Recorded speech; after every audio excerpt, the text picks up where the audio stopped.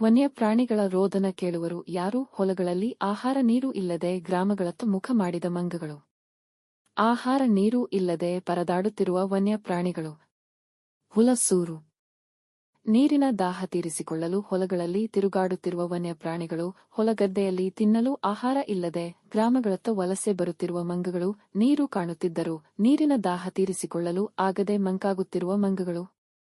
ಹೌದು, ಕಳೆದ 3 ತಿಂಗಳಿನಿಂದ ಎಲ್ಲೆಡೆ ಬಿಸಿಲಿನ ತಾಪ ಹೆಚ್ಚಾಗುತ್ತಿದ್ದರಿಂದ ಹೊಲಗದ್ದೆಯ ತೆರೆದ ಬಾವಿ, ಕೊಳವೆ ಬಾವಿಗಳು ಬತ್ತಿ ಹೋಗಿದ್ದರಿಂದ ಜಾನುವಾರುಗಳಿಗೆ ಹಾಗೂ ವನ್ಯ ಪ್ರಾಣಿಗಳಿಗೆ ತಿನ್ನಲು ಆಹಾರ ಇಲ್ಲದಂತಾಗಿದೆ. ದಿನದಿಂದ ದಿನಕ್ಕೆ ಮಂಗಗಳ ಸಂಖ್ಯೆ ಹೆಚ್ಚಾಗುತ್ತಿದ್ದು, ಅವುಗಳಿಗೆ ತಿನ್ನಲು ಆಹಾರವಿಲ್ಲದೆ ಮರಿ ಮಂಗಗಳಿಗೆ ತೆಗೆದುಕೊಂಡು ನೂರಾರು ಮಂಗಗಳು ಗ್ರಾಮಗಳತ್ತ ಮುಖ ಮಾಡಿದ ಪ್ರಸಂಗ ಜರುಗಿದೆ. ಜಿಂಕೆಗಳಿಗೆ ಆಹಾರ ಮತ್ತು ನೀರು ಇಲ್ಲದೆ ಹೊಲಗದ್ದೆಯ ತೆರೆದ ಬಾವಿಯ ಹತ್ತಿರ ರೈತರು ತಮ್ಮ ಜಾನುವಾರುಗಳಿಗೆ ಕುಡಿಯಲು ನೀರು ಸಂಗ್ರಹಿಸಿದ್ದ ಅಲ್ಪ ಸ್ವಲ್ಪ ನೀರು ಕಂಡು ಜಿಂಕೆಗಳು ಅದರ ಸುತ್ತಲಿನ ಪ್ರದೇಶದಲ್ಲಿ ಓಡಾಡುತ್ತಿರುವುದು ಸಾಮಾನ್ಯವಾಗಿ ಕಂಡುಬರುತ್ತಿದೆ. ವನ್ಯ ಪ್ರಾಣಿಗಳಿಗೆ ಅರಣ್ಯ ಪ್ರದೇಶಕ್ಕೆ ತೆಗೆದುಕೊಂಡು ಹೋಗಲು ಒತ್ತಾಯ. ಜಿಲ್ಲೆಯಲ್ಲಿ ವನ್ಯ ಪ್ರಾಣಿಗಳ ಸಂಖ್ಯೆ ದಿನದಿಂದ ದಿನಕ್ಕೆ ಹೆಚ್ಚಾಗುತ್ತಿವೆ.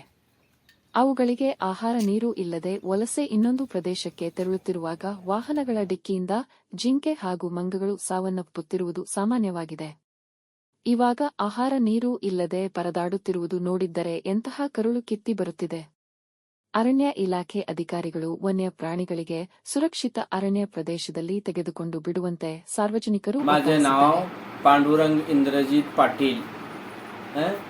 ह्या जे वन्य प्राणी आहेत त्यांचं आम्हाला दुःख बघवना.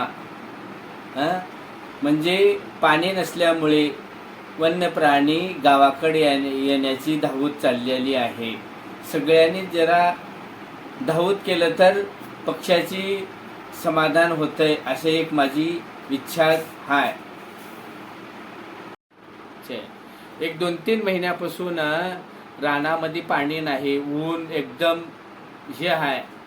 ह्याच्यासाठी आता हे किरकता तर काय 15 दिवसापासून जास्तच कडक आहेत. ह्याच्यामुळे रानात पाणी कुठेहीच दिसण्यामुळे काय आहे तर बघा वन्य प्राण्याची हैराण चाललेली आहे. वानेर म्हणा, मोर म्हणा, अनेक प्राण्यांचे दिक्कतपणा चाललेला आहे. ह्याची सगळ्यांनी काळजी घेतलं तर समाधान होते. बोर, हिर सगळं शिवारात पाणी असलं तर आनंद वाटतंय.